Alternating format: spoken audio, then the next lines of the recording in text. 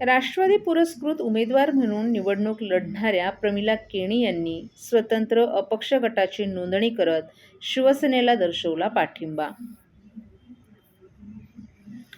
ठाणे महापालिकेच्या निवडणुकीमध्ये राष्ट्रवादी पुरस्कृत उमेदवार म्हणून निवडणूक लढणाऱ्या प्रमिला केणी यांनी स्वतंत्र अपक्ष गटाची नोंदणी करत शिवसेनेला आपला पाठिंबा दर्शवलाय. प्रमिला केणी या ठाणे महापालिकेत एकमेव अपक्ष उमेदवार म्हणून निवडून आल्या असून त्यांनी शिवसेनेला पाठिंबा दिल्यानं सभागृहातील शिवसेनेचं संख्याबळ आता एक वाढलं आहे. तर दुसरीकडे शिवसेनेनं गुरुवारी 75 नगरसेवकांच्या गटाची कोकण भवन येथे नोंदणी केली असून नगरसेवक पवन कदम यांची शिवसेनेच्या गटनेतेपदी निवड झाली आहे.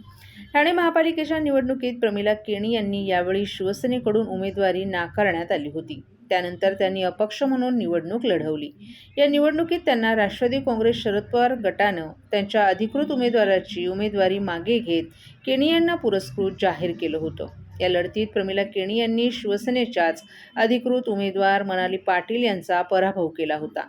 निवडणूक निकालानंतर राष्ट्रवादीच्या विजयी उमेदवारांनी आमदार जितेंद्र आव्हाड यांची भेट घेतली होती. या भेटीवेळी प्रमिला केणी देखील उपस्थित होत्या. दरम्यान काल त्यांनी स्वतंत्र गटाची नोंदणी करत शिंदे सेनेला पाठिंबा दिल्यानं राजकीय वर्तुळात चर्चांना उधाण आले.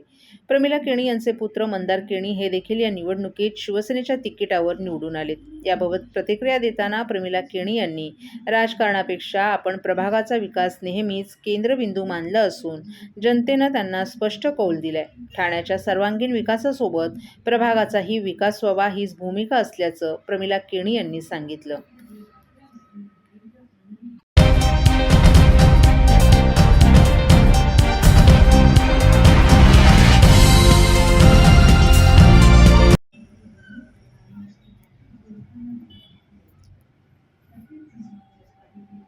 राष्ट्रवादी काँग्रेस शरद पवार पक्षानं केली गटस्थापना, अशरफ शानू पठाण यांची गटनेतेपदी निवड.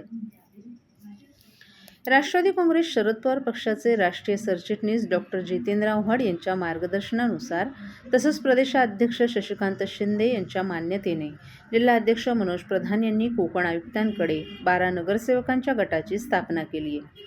ज्येष्ठ नगरसेवक अशरफ शानू पठाण यांची ठाणे महानगरपालिकेच्या गटनेतेपदी निवड केल्याचं पत्र जिल्हाध्यक्ष मनोज प्रधान यांनी कोकण विभागीय आयुक्तांना सादर केलं. नुकत्याच झालेल्या ठाणे महानगरपालिकेच्या सार्वत्रिक निवडणुकीत राष्ट्रवादी काँग्रेस शरद पवार पक्षाचे 12 नगरसेवक विजयी झाले. आज राष्ट्रवादी काँग्रेस शरद पवार पक्षाचे जिल्हाध्यक्ष मनोज प्रधान यांनी आपल्या 12 नगरसेवकांसह कोकण विभागीय आयुक्तांची भेट घेऊन गटस्थापना करत असल्याचं पत्र दिलं. ठाणे महानगरपालिकेत राष्ट्रवादी काँग्रेस शरदचंद्र पवार पक्षाचा स्वतंत्र गट असणार आहे. दरम्यान माजी विरोधी पक्षनेते अशरफ शानू पठाण यांची गटनेतेपदी निवड करण्यात आली. अशरफ शानू पठाण हे ठाणे महानगरपालिकेचे ज्येष्ठ नगरसेवक असून मागील सत्रात त्यांनी विरोधी पक्षनेतेपदही भूषवले. ते यंदा सलग प्रभाग क्रमांक 32 मधून तिसऱ्यांदा नगरसेवक झाले असून आपलं पॅनल त्यांनी मोठ्या फरकानं जिंकलं आहे.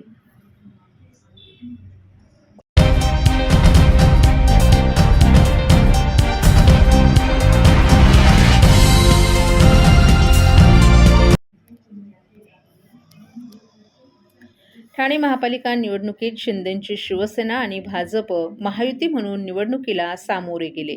अशातच जागा वाटपात भाजप 2 पावलं मागे आले असल्याचं सांगत सत्तेतील महत्त्वाच्या पदाची मागणी यापूर्वी भाजपनं केली होती. अशातच गुरुवारी महापौर पदाचं आरक्षण जाहीर झाल्यानंतर भाजपचे आमदार निरंजन डावखर यांनी थेट 2.5 वर्ष महापौर पद मिळावं अशी मागणी करत पक्षाकडून कोण महापौर होऊ शकतो त्याचं नावही त्यांनी जाहीर केले. ठाणे महापालिकेची सार्वत्रिक निवडणूक पार पडल्यानंतर ठाणे शहराचा महापौर कोण याची चर्चा सुरू झाली. सार्वत्रिक निवडणुकीत शिंदेंच्या शिवसेनेला 75 जागा मिळाल्या तर युतीत लढलेल्या भाजपला 28 जागा मिळाल्यानंतर भाजपनं महापौर पदावर दावा केला तर आम्हाला वेगळा विचार करावा लागेल असा थेट इशारा देखील दिला आहे. ठाणे महापालिकेचा महापौर हा अनुसूचित जाती प्रवर्गातील असणार आहे. अनुसूचित जातींसाठी राखीव असलेल्या 9 जागांपैकी 7 जागा शिंदे सेनेकडून तर 2 जागा भाजपकडून लढवण्यात आल्यात. शिंदेंच्या शिवसेनेकडून महापौर पदासाठीची नावं पुढे आली असताना भाजपनं महापौर पदाची मागणी करून टेन्शन वाढवले.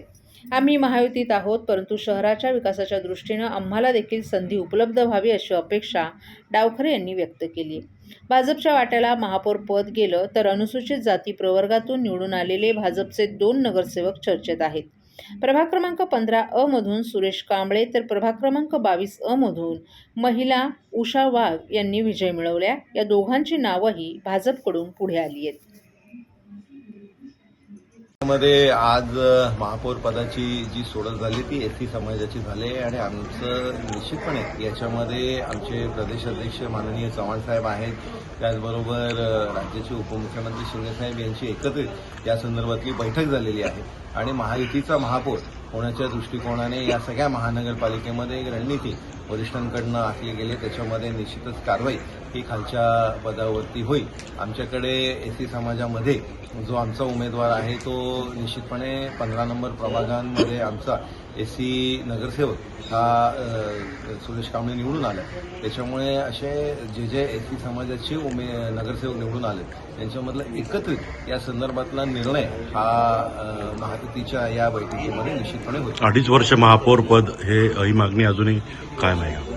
याच्यामध्ये आमची मागणी या संदर्भातली किंवा आमची भूमिका या संदर्भातली सुस्पष्ट आहे की जो कोण व्यक्ती त्या पदावरती असेल त्याला जर त्या पदाला न्याय द्यायचा असेल तर त्यांनी 2 ते 2.5 वर्ष कमीत कमी त्या तिकडे काम केलं पाहिजे, तरच त्याला त्या पदावरती न्याय देता येईल. 1 वर्ष हा फक्त त्या पदाची जबाबदारी समजून घ्यायला लागते. त्यामुळे मागणी भाजपची की ठाणे महानगरपालिकेत त्याच्यामुळेच ही आमची मागणी आहे की जो कोण व्यक्ती त्या तिकडे असेल त्याला 2 ते 2.5 वर्षाचा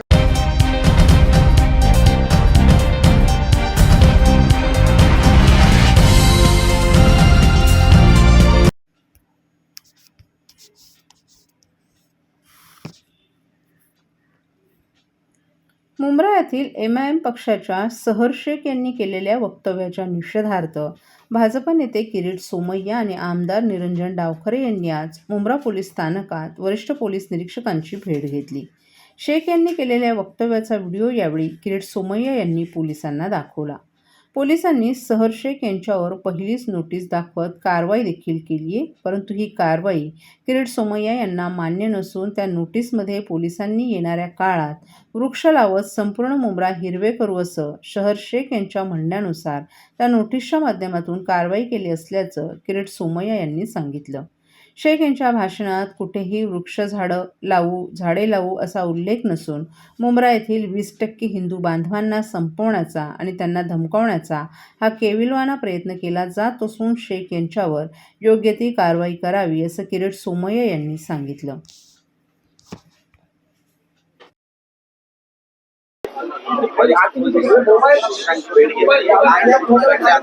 पुन्हा एकदा या नवीन मुस्लिम लीग म्हणजे MIMच्या नेत्यांनी दिशाभूल करण्याचा प्रयत्न केला आहे.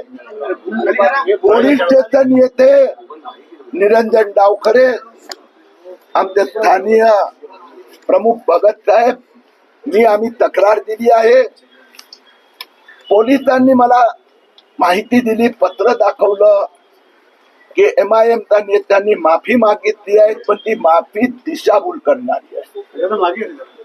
एक तर खोटं सांगतात की आम्ही झाडं लावून हिरवगार करणार होतो.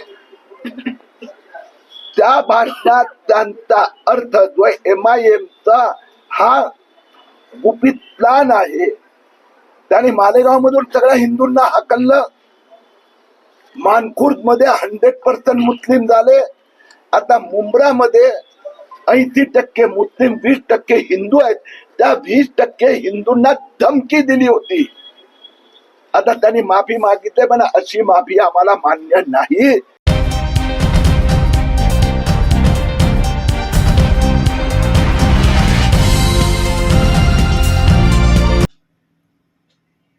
ठाणे महानगरपालिका निवडणुकांच्या निकालानंतर आता सत्ता स्थापनेच्या हालचालींना वेग आलाय. या पार्श्वभूमीवर शिवसेना आणि राष्ट्रवादी काँग्रेस पक्षाच्या पालिकेतील गटनेत्यांची बुधवारी निवड करण्यात आली आहे.